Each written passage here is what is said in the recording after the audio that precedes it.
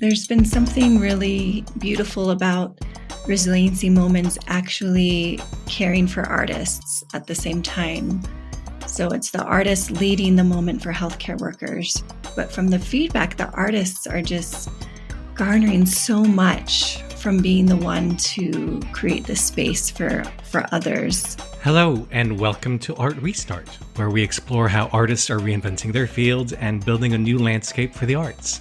I'm Piercarlo Talenti, the producer and editor of this podcast, brought to you by the Keenan Institute for the Arts at the University of North Carolina School of the Arts. In this episode, we'll be getting to know Tara Rynders. Tara is a dancer, choreographer, and video artist based in Denver, Colorado. She's also a full-time registered nurse with over 15 years of experience. In 2016, she combined her passions for dance and for compassionate caregiving by creating The Clinic. The Clinic offers nurses and healthcare workers immersive artistic experiences designed to combat compassion fatigue and professional burnout, and to foster stronger connections between nurses, patients, and communities. Among the projects Tara has developed are resiliency moments, one-on-one virtual and intimate interactions between individual artists and healthcare workers, in which art is made and grief and trauma begin to be healed. When I first contacted Tara to arrange our interview, she invited me to take part in a resiliency moment, and I happily took her up on her offer. I won't go into the details of what I experienced during this series of short online encounters, but I will say that afterward, I definitely felt more joyous, more aware of my inherent creativity, and perhaps most importantly, especially in this year of COVID isolation, I felt completely seen and appreciated. It was a very special experience, and I'm so glad I got to have it. Both the medical and artistic worlds have recognized Tara's work. She received Colorado's highest level of nursing recognition in 2019 when she was awarded the Nightingale Luminary Award. And she's also received numerous arts grants, including a Blade of Grass Fellowship, to support her work melding the arts with science. I started our interview by asking Tara how she attended to her own resiliency as she was coming up as a young artist. For me, the dance and movement have always been my resiliency and space for me to feel supported. So I think in many ways I believe that we're all resilient. We're born resilient human beings. That's just part of our makeup. And yet there are times when we fall out of that resilient zone.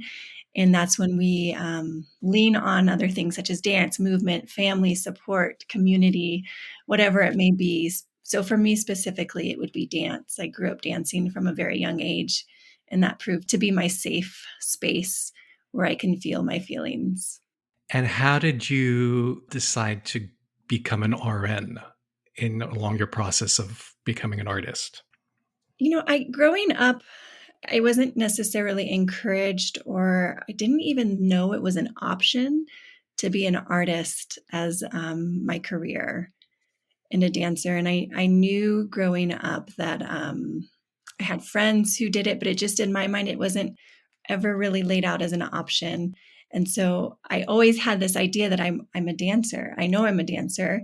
I know I'm an artist, and I'll always be that. But at the same time, my mother taught me at a very young age that I would have to really be able to make my own money and be able to stand on my own financially. And so I didn't think that was possible through the arts. And so I always was thinking, what else could I do? And I really loved caring for people when people were sick and nurturing them. And one of my favorite things is being present with someone when in their most difficult times, just because it's a very real, sacred experience to be alongside someone in that journey. And so I felt nursing really encapsulated that whole experience for me. So it didn't feel, as you went to nursing school, it didn't feel like you were turning your back on your artistry at all, did it? No, never. I danced the whole time. I've always been one to incorporate and collaborate and bring worlds together that maybe at first don't seem like they fit. But for me, it was always really important to have this sense of wholeness and not feeling separated into different things. So I danced and created and choreographed all throughout nursing school. And what was your mission as a dancer choreographer? What was your mission as an artist? I really didn't have a mission. I think it Hmm. was to stay alive. Hmm. I think that it was a survival for me. Like I said, it was my resiliency. So, you know, through all the things in life that gets thrown at us, it was, yeah, there really wasn't an option to not be an artist or a dancer for me. It always felt like that. It was kind of who I was in my core. So, how did you describe how you arrived at this fundamental belief that you have that the world of nursing could benefit from an injection of art and performance? I think because art and performance really makes sense to me. It's where I really feel things deeply. And so when I actually was a patient for the first time, and I had an ectopic pregnancy that had burst, and I was rushed to emergency surgery. But before that, I had passed out. And I just remember that whole experience being a patient of really watching everything and being on the other end of care. So watching the way nurses treated me and my body and the physicians and when my physician sat down to talk to me and came face to face, I just remember really appreciating. So I was experiencing this, ectopic pregnancy, but also watching it from afar and taking it in from a new view that I had never had before. I had, but not to this extent where it was so scary. And so in the midst of my room, when I passed out, the nurse called a code yellow, which is the code you call before a code blue when you stop breathing. And so it's kind of like a precursor, like help, we're going down the wrong path here. So everybody runs into my room and I'm passed out. And I just remember being so scared. So, you were at work when this happened. I wasn't. I drove myself to Ah. the hospital. I found out that morning I was pregnant. And then that evening I had just so much pain. And I had 6-month-old twins at the time. And so that whole situation in itself was crazy. And then Hmm. we couldn't wake up our babies because they were sleeping. So I just drove to the hospital. And so I was there, and and it all started to really unravel really quickly. And, in the midst of all of it, kind of, again, like I said, watching it from this third eye view almost, and then experiencing it, I remember being passed out, everybody running in, them hanging blood and putting my head down and my feet up so that essential organs would get what they needed. And then the nurse, she grabbed my hand and she said, "I'm here and you're going to be okay." And at first I didn't really want to hold her hand. I was just really trying to be strong. And it's like, I don't need that. And then I relaxed into her hand. And I remember just thanking her, like really in a deep way in my mind. Like I remember saying, "Thank you for remembering me," because I'm so scared and I couldn't speak myself. And so that moment, I really believe in moments, just like we've created resiliency moments, that moments can really shift things. And that shifted it for me to feel seen by my nurse in that way, even though I was completely passed out. So that's when I knew, like, I didn't realize as a nurse how impactful I could be in so many situations because you forget. And so I wanted to just help nurses remember how important they are and valuable they are to our patients. So, how did you go about developing the clinic, which is now kind of a multi pronged program, right? It's got a lot of aspects to it. How did you work that out? And how did you get healthcare workers to buy into it? Well, I think the first thing, so this was in 2016 when I had this experience. And then I knew I needed to raise awareness around it first. So I first did this, experience with nurse leaders. I asked my chief nursing officer, "Can I just have some time on the next agenda?" And I walked them through some art-based experiences to help them feel what it's like to be a patient, because that was so impactful for me. And then also some hands-on touching things with each other and to build community among the leaders. And that was really fun. But then I was like, they need more. We need to understand more. And so that's when I worked with some artists, Leah Bonfilio, who is an immersive theater performer out of New York City, and then Jad Tank, who was living in New York City at the time, who's also an amazing performing artist. And the three of us created First Do No Harm alongside Edith Wise, who co-wrote the script with myself. And so we created an immersive theater performance that took place in the hospital, and we opened it up to the public. And so they came in and they followed this story, this narrative told from the perspective of the patient's partner. and the nurses. So really perspectives that you don't hear from very often in the hospital. And we walked them through what it looked like for nurses, what their shift was like. They did these monologues on compassion fatigue and burnout. And at the time it was very, gosh, nobody was talking about this. There's a lot of stigma around our burnout and our wellness.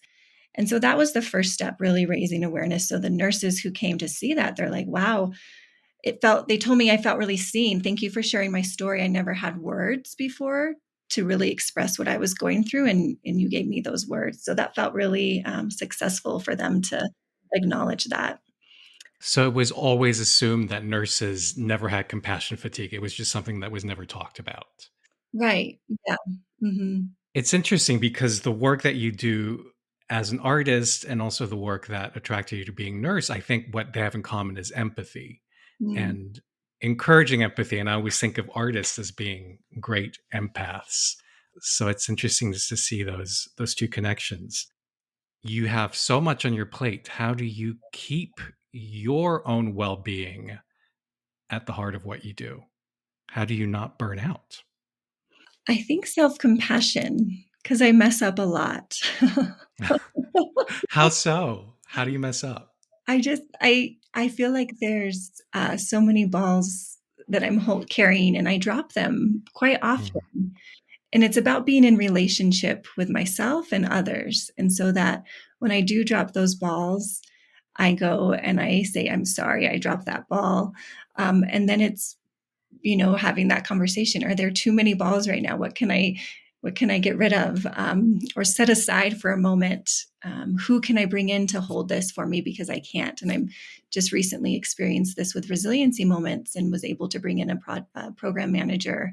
I was doing, getting the hospitals to sign on and, getting the contracts for that. And at the same time implementing and hiring artists and bringing them in. And then it just, things were falling through the cracks. So I had to go back really to everyone and say, I'm sorry, I'm not able to do this. And we actually had a really great debrief with the whole team, and where people are like, well, I would like to do this. I can do this. And then it also breaks down the hierarchy of me being the only one. And so now we're looking at it more as a collaborative experience process where the artists are also holding these spaces that I once did. And then the relationship with myself of like always checking in, is this too much? What can I offer over to someone who may be wanting this or needing this at this time in their life too, and that I don't need to hold on to it? Was that difficult? Was it difficult to let go of a little bit of control of your baby? Oh yeah. And I think you'll hear this a lot with nurses. And I think it's a really interesting point that a lot of our burnout and fatigue, I think, is rooted in our need to control. Because many Mm. of us, as nurses, we want, these are our patients. We're in charge of them. We are the ones responsible for them. And so sometimes that means we're not going to go on a lunch break because we don't trust that the other nurse is going to watch our patients for us in the way that we need Oh. to be watched. And so we've created a lot of this culture.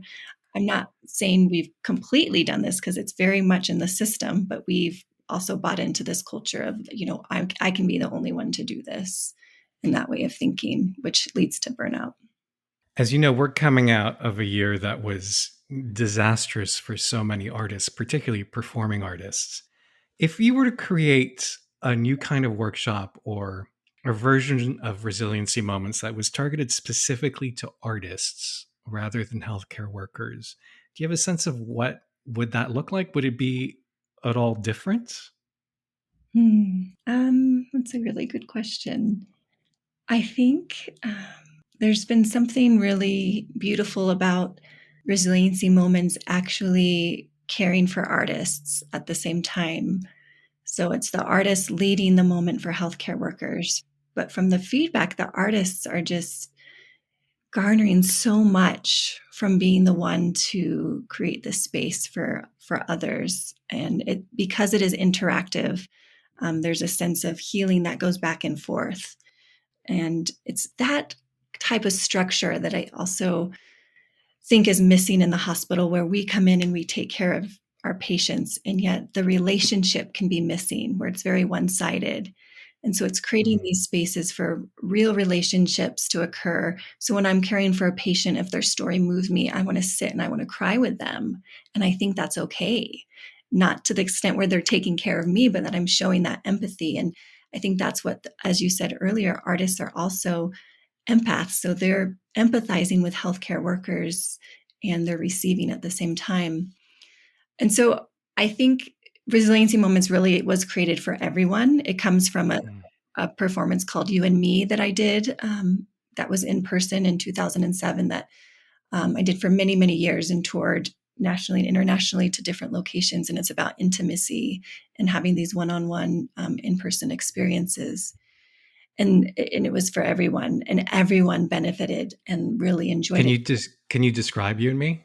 I can. So it's like a 3-hour durational performance that opens Wow. with a big opening dance that usually was a duet between myself and one other person. One of the performances, we started at this top of this mountain, and so you could just see us really, really tiny. And then we ran down the face of the mountain, stopped halfway and did a dance, and then slowly made our way. And then we like swam in this creek to finally meet the audience. And so it was this playing with perspective and intimacy and how close can we get. And so there's an opening performance, and then we know everyone who's coming ahead of time. So when everyone arrives, we make a big circle, and we have appointment cards with maps.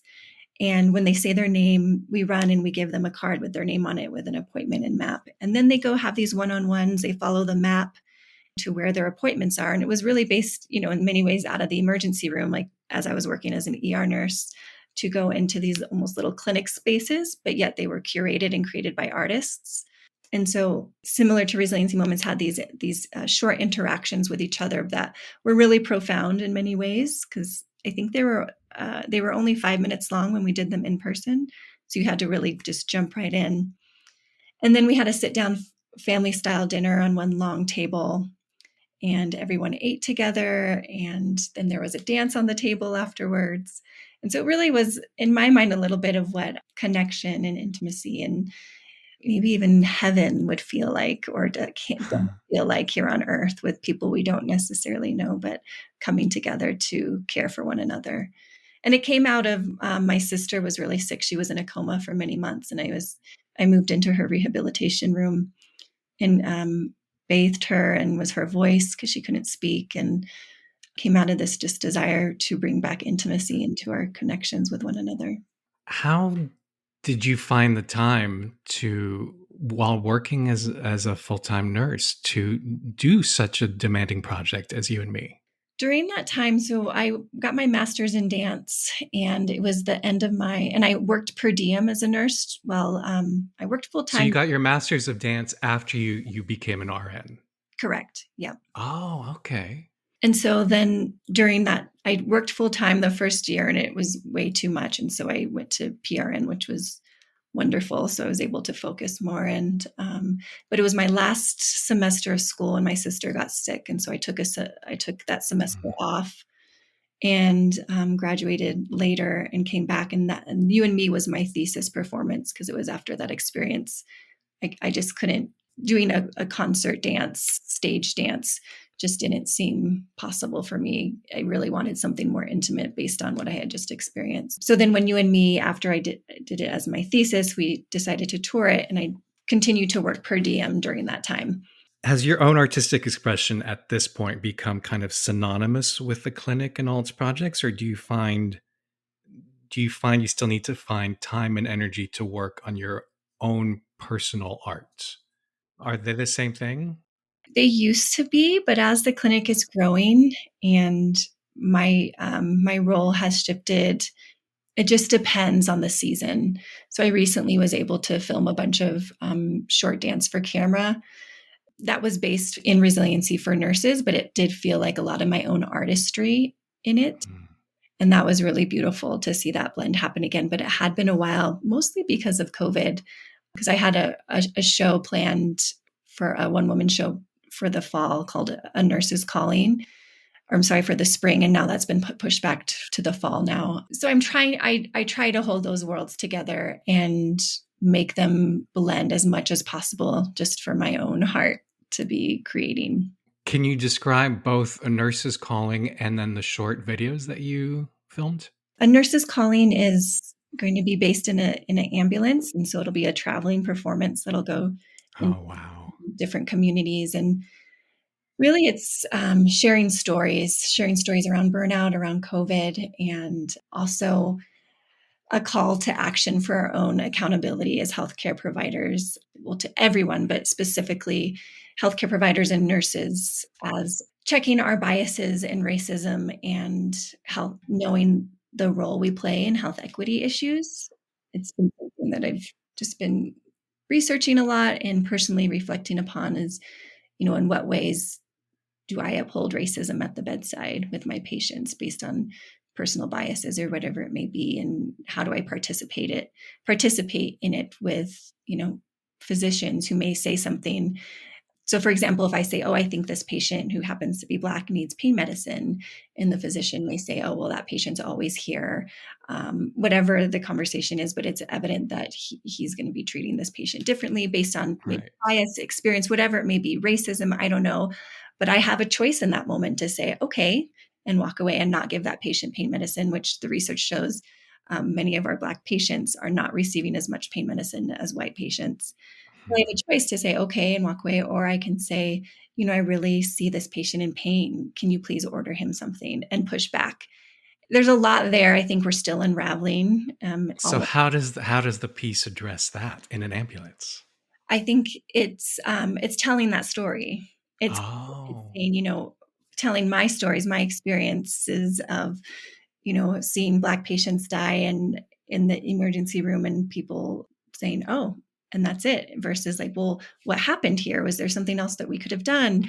And then watching that experience happen with a white patient, a very similar experience, and having a very different response to it. And so it's really just telling the truth about what I've seen and what I've done myself, and experienced, and opening that up for people to tell their truth as well. it's so interesting that you say telling the truth. It feels like right now in this country, people are holding on to very different alternate truths.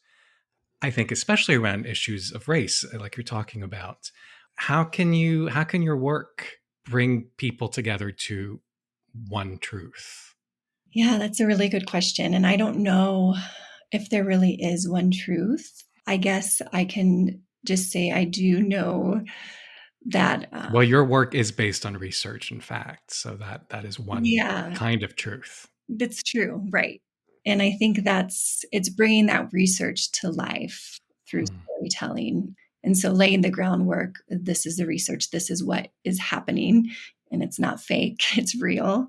And this is how I experience it in real time. And then giving resources, and this is what we can do to do things differently in the future. And a lot of the work that the clinic is doing in the future is also including anti-racism training for nurses and grief recovery for nurses, so they have this space to self-reflect as well on the ways they uphold racism.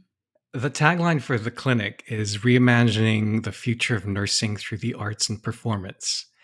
But I would want to flip it. How could the future of the arts and performance be reimagined through nursing? Mm. Yeah, I love that question. I think it's a little bit what we're doing with resiliency moments, on tapping into this empathy that you've talked about with artists, and the connections that they can offer, and the relationship, and the spaces, these intimate spaces that they can create.